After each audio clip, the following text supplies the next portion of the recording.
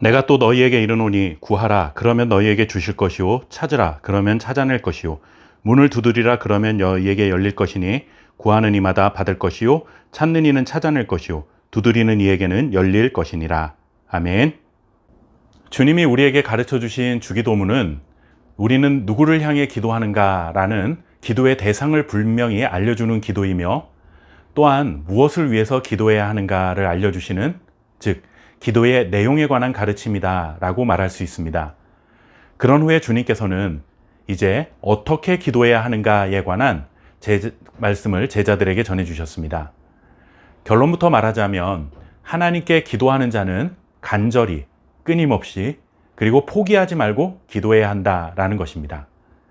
이것은 기도하는 사람이 가져야 할 가장 기본적인 태도라고도 할 수 있는데, 이 교훈을 전해주시기 위해 주님께서는 한 가지 비유를 드셨습니다. 어떤 사람에게 한밤중에 친구가 찾아왔습니다. 예고 없이 찾아왔기 때문에 그를 대접할 떡이 없었습니다. 할 수 없이 다른 친구 집에 가서 문을 두드리며 떡 3덩이만 빌려달라고 요청을 하게 되죠. 한밤중에 문을 두드리는 것은 매우 무례한 행동이라는 것을 알고 있었지만 다급한 상황이었기 때문에 무례함을 무릅쓰고 요청한 것입니다. 그런데 부탁받은 친구는 줄 수 없다며 그의 부탁을 거절합니다. 이 친구가 거절했던 가장 큰 이유는 모두가 잠든 시간이고, 특히 아이들이 함께 자고 있었기 때문에 집 문을 열어줄 수 없다라는 것이었습니다. 하지만 이 친구는 자신이 떡을 빌려주지 못하겠다라고 말하는 것이 소용없는 일임을 알고 있었습니다. 왜냐하면 찾아온 친구가 절대로 물러서지 않을 것이라는 사실을 알고 있었기 때문이죠. 결국 친구는 그의 간청함 때문에 요구를 들어주게 됩니다. 간청함이라고 한글로 번역된 단어는 아나이데이아라는 헬라어인데, 이 말의 원래 의미는 모렴치하다, 무례하다라는 것입니다.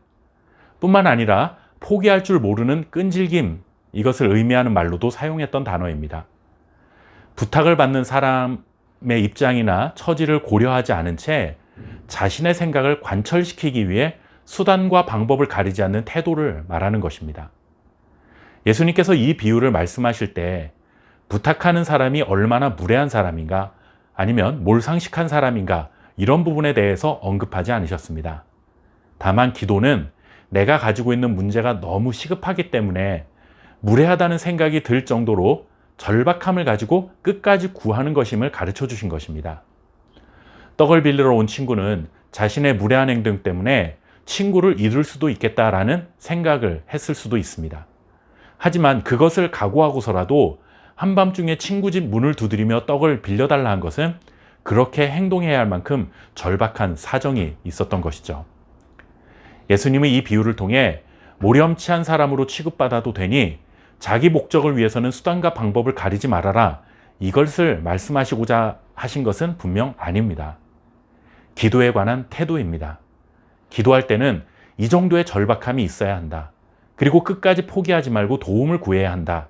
이런 간절한 태도로 기도해야 한다는 것을 가르쳐 주신 것입니다. 주님의 가르침 속에서 반드시 기억해야 할 아주 중요한 교훈 하나가 있습니다. 주님이 기도하는 자에게 무례하다는 생각이 들 정도로 절박하고 간절하게 기도해야 한다라고 가르치신 이유입니다. 기도하는 사람이 이렇게까지 끈질기게 기도할 수 있는 이유는 우리의 기도를 들으시는 분이 언제나 자녀에게 좋은 것을 주시는 아버지 하나님이시기 때문입니다.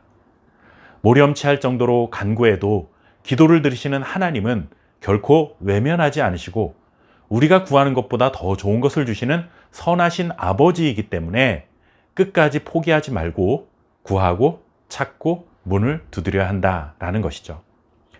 우리의 기도를 들으시는 하나님은 이 정도로 선하신 분이시니 그분의 성품을 믿고 간절하게 그리고 끊임없이 기도해도 괜찮다라는 것을 알려주셨습니다.